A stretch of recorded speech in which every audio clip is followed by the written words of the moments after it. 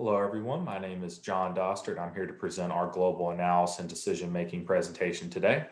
Isabella Riley did help in creating this presentation. However, she was unable to present with me today.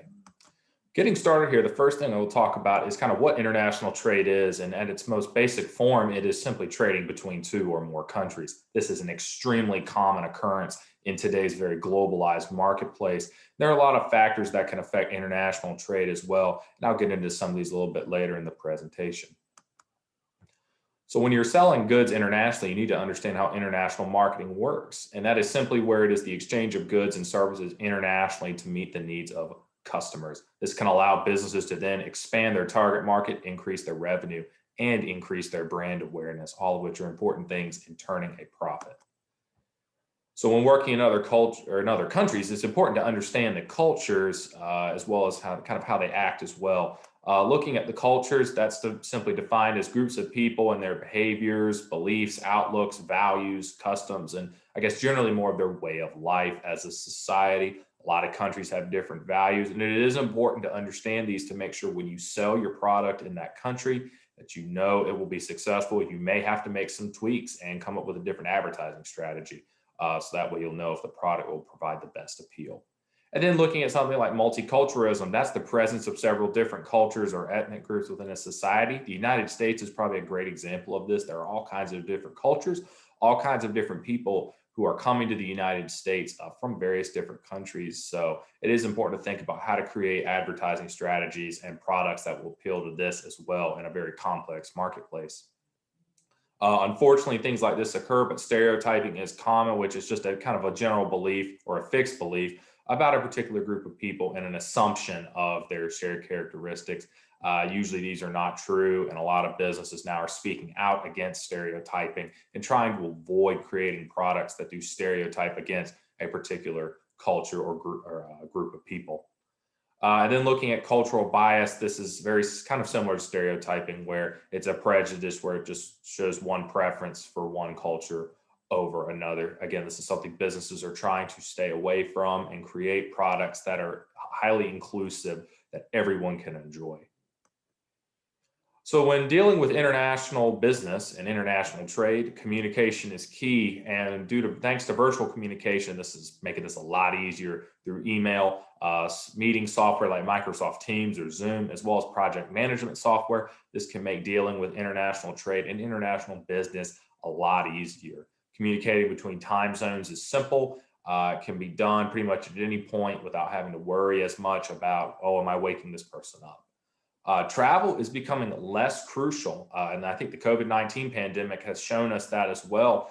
We can do a lot of business on these virtual meeting platforms and through email that used to be done in person. So I think we'll see a big shift here into doing things virtually for a while.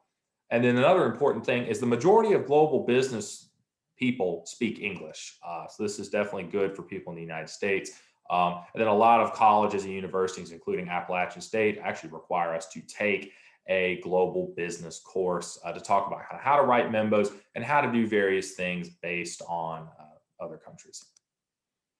So now finally for the most important part, which is the economic effects and benefits. So a lot of the benefits are it leads to a more effective allocation of resources, as well as the economies are able to operate at a higher efficiency, which is great. You're not wasting as many goods and you're able to get more bang for your buck, I guess is the best way to put it.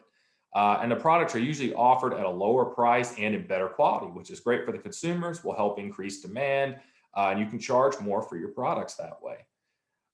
Some of the negatives, however, are that there is outsourcing or reshoring. That's common. Jobs may leave one country for another one that is more economically feasible for producing the product.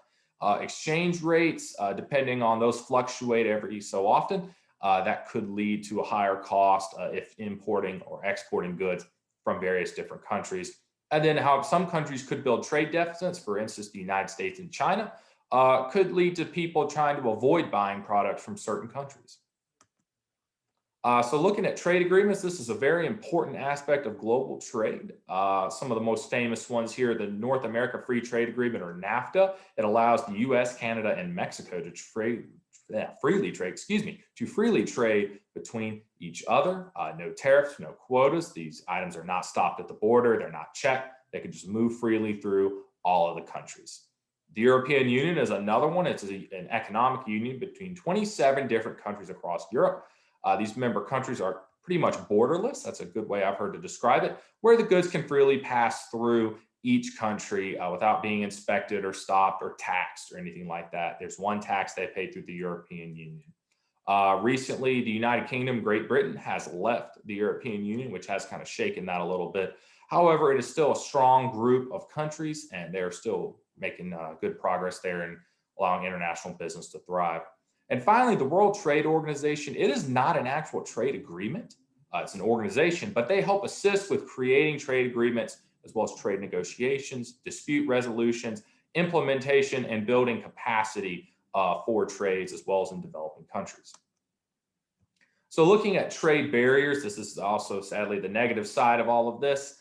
Trade barriers are usually government imposed to restrain international trade, which can include tariffs, which is a taxation of goods being imported into a country, quotas, which is where only a certain amount can be imported, as well as embargoes, which is a complete ban on it.